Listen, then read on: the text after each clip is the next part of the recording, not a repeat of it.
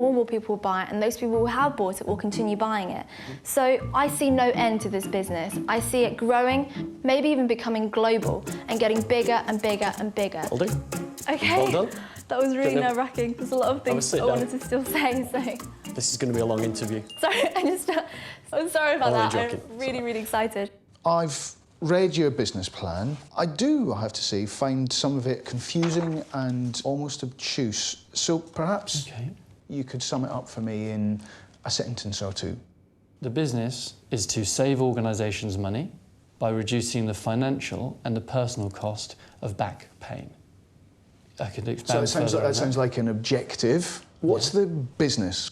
The business is twofold. It's a service to measure the likelihood of employees having back pain, and it's a set of chairs or furniture that will actually help you to train those muscles so that you're much less likely to have back pain or other problems in the future. So, the majority of your revenues are coming from the chair. Sales.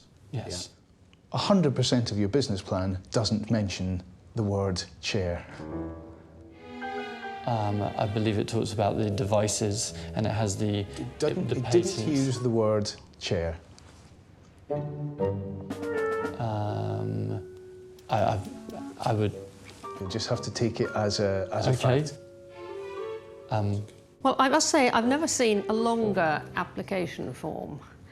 And some of the things you say are just incredible. I'm not a show pony, or a one-trick pony, or a wild stallion that needs to be tamed, or even a stubborn mule. I believe I can become the champion thoroughbred that this process requires. What impression does that give me of you? That you're a bit of an ass? Jackass, maybe. Hopefully not, Margaret. Did you take it seriously, this form? Absolutely. But I think that there's a lot of run-of-the-mill people who can't set themselves apart. How do you set yourself apart? By swallowing the Oxford Book of Clichés. Well, I believe all that. I'm not a one-trick pony. This process was designed to tease out all different areas, and I can't think of one area where I haven't excelled. So have you got any weaknesses? Well, I tell you what, any chink in the armoury is an area for improvement. I think we're back in the cliché book. I don't mean to be, but... Yes, after all, it's not about the fancy headlines or the bronzed tan lines, but the health of the bottom line. Jim's good at spinning things, isn't he? He's quite good at charming round things. He's good at talking about himself.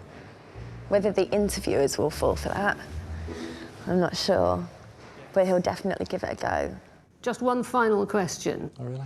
What would you like to tell me about yourself that you don't think I've gleaned from your application form, your CV, and your performance so far in this process? And try and say it without clichés and say it very quickly. About me, I'm exactly what it says in the tin. Jim, Bob. Oh, you Hello, look ladies. happy. Big happy smile on your face. How was it? It was really good. Yeah? It was really good. If you've got the minerals, you'll be fine, and if you don't, you won't. Yeah. Can't believe Tom's still in there. Maybe he's getting his arse kicked. Do you believe that sort of as a businessman, as an engineer, that accuracy must be important? It's possible you're alluding to the fact that there are some fairly big errors in my financial... Well, you haven't got one error. It's full of errors. There's not a single number that adds across correctly. Coupled with the fact that normally when you have a product like this invention, you've got a pretty good idea of how much it's going to cost you to manufacture. Yes. You know the components, there must be 100 components, 1,000 components. You've got to know the cost, you've got to know the selling price, you've got to see if there's a margin. Yes. Nowhere in this... Have I listed it? No, I haven't. You've got no idea. You've got no idea of what... I have a pretty good idea. How can you have a pretty good idea? In the fact that I know that the price of certain aspect, You don't know anything. the whole You design don't know is anything. incredible. I know the cost of the two different parts which do the majority of the work. I know the cost of Where a have you got that chair from? Because I've purchased them and I've made some prototypes of this. Well, why didn't you indicate that somewhere? Why didn't you indicate... I mean, nowhere here have you said that you've got a prototype. All I can say is I apologise. No, apology's no good. Apology's no good, because the fact is I've got no way of ascertaining whether this chair works, doesn't work, is going to get a patent, it's complete nonsense, Yes. OK? The only thing I can understand, and that any other businessman can understand, is the numbers. Has it got a chance of, is it credible? And the answer is it's not. Well, thank you very much indeed, Tom. Thank you.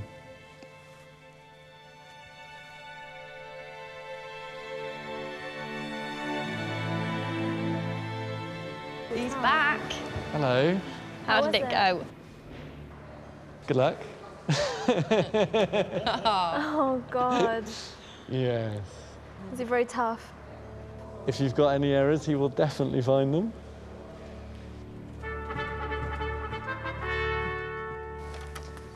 Hi, Helen. Nice to meet you. Nice to meet you. I'm Matthew. If Hi. you could just stand there for a second. Okay. What I'm going to ask you to do, you've got to pretend you're in an elevator. Yeah? So it's Okay. called the elevator pitch. Right. So what I'd like you to imagine is you're just going to go up and you're going to tell me all about your business. Go. My business is basically helping the nation get back on its feet. It's an assistance service for the mass market. So there's a number of mundane jobs that you can offload on somebody else, which basically helps your work-life balance. And hopefully it will go nationwide through a franchise model. Okay, that's it. So, Helen, I'm just trying to get my head around, Yeah. you know, the average person who's going to use your service, what are they going to use it for? I think they will use it for general day-to-day things, making appointments for things, dental, waiting in for food shopping, sending birthday cards to people, organising things like holidays, any house moves. I mean, the list is absolutely endless. Why on earth would I pay for you to ring my dentist to make me an appointment? I Because can't get my head around that. I'm a bit busy, but you know what? I can ring a dentist. It's as hard work to ring you to ring my dentist. Yeah, because it's the whole reminder service as well. But dentists give you reminders, don't they? They send you a text and say, oh, you're due for an appointment. Mine certainly does. No, I've never had one of that. That must be a very expensive one. I suspect Helen's business plan will be very well put together. She'll come under the same cosh as the rest of us. Yeah. She'll get nailed. I'd be very impressed if it's really, really good and it is her first one. I hope it comes as a massive shock to her, leaves her tongue tied and she's unable to answer questions. But what contacts have you got to get things done? Have you got any? Have you got a contact book? Get things done, as in... Okay, I'm your customer. Okay. Can you get me a table at the Ivy for tonight, please? I'd like the one by the window. I think contacts are quite easy to find. It's having the business acumen to be able to run it. So you can't get me the table tonight? No, because I'm not a trading company yet. That's what I'm saying to you. I don't think you've got the address book to be able to do something like this. I don't 'Cause think, most people who do this are somebody who's got all the contacts, who knows all the hotels, the chauffeurs, the shows, and you Yeah. don't have that experience. What I'm saying is I want to open this service up to the mass market. I think the problem you've got, though, is if you can't do the first thing, how are you ever going to get massive? The reason why these people are successful is because it's all about contacts. And I think you're going to really struggle with that. Thank you very much. Okay, lovely to meet you. Thank you. I think Susie will go in, she'll get strips torn off her, ridiculed, hauled over the coals, and she'll come out and say, it went really well. Yeah. I've seen it a lot in Susan, that bravado. While you were doing your degree, and you got a very good degree, congratulations. Thank you. You made quite a bit of money running your own business, is that right? Yeah, before I did my A-levels, I worked for a guy at Greenwich Market selling skincare products, and I made just over £1,500 for that weekend. And after that one weekend, I quit because I realised how much money I could be making. So I created my own range of body scrub, and then creams and eye gels, using all 100% natural ingredients, and then sell them at Greenwich Market and shows and events. And I've just been doing that for the last 3 years. And you say you actually employed over 15 people to work for you at one of the Yep. shows. How did you pay them? It was all cash. No tax? No national insurance? No nothing? No.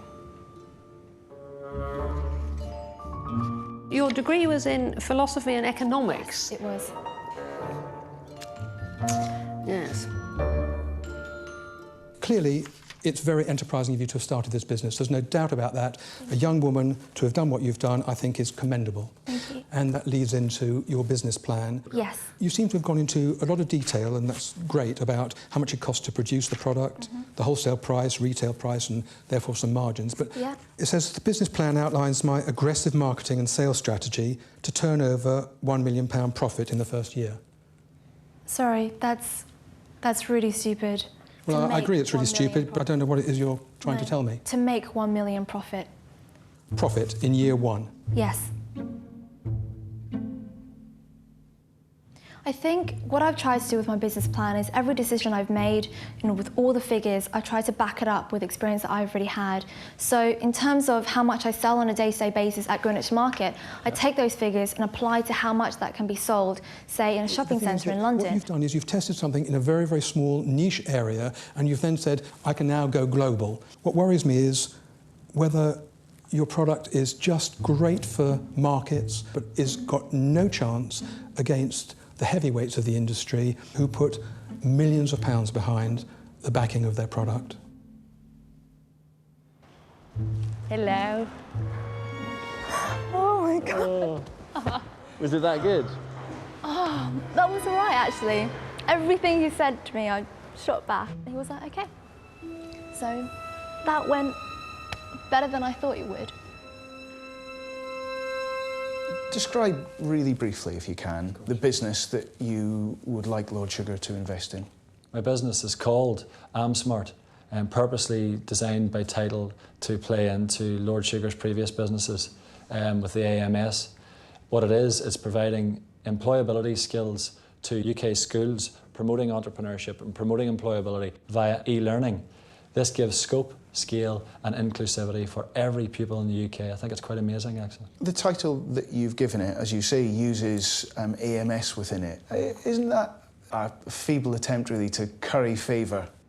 I could be successful in that business by myself, but the critical linchpin, the where to hang your hat and the figurehead is Lord Sugar. So you're just using his name, using his brand that he's built up over the last 40 years. What does Lord Sugar mean to you? What he means to me is entrepreneurial figure, someone who cares about future growth of the economy, someone who cares about the future of the economy in terms of the children that are coming up through education, someone that likes to give back, someone that hails from small beginnings and has made it big. That's exactly what AmSmart tackles. I think it's amazing, brilliant, impactful, unique, and perfectly suited to Lord Sugar's motivations. Jim said the best ideas I've ever had are in his business plan. So it better be good. No pressure then, Jim. No pressure, better be good. How much hands-on research have you actually done? How many head teachers have you spoken to verify that they would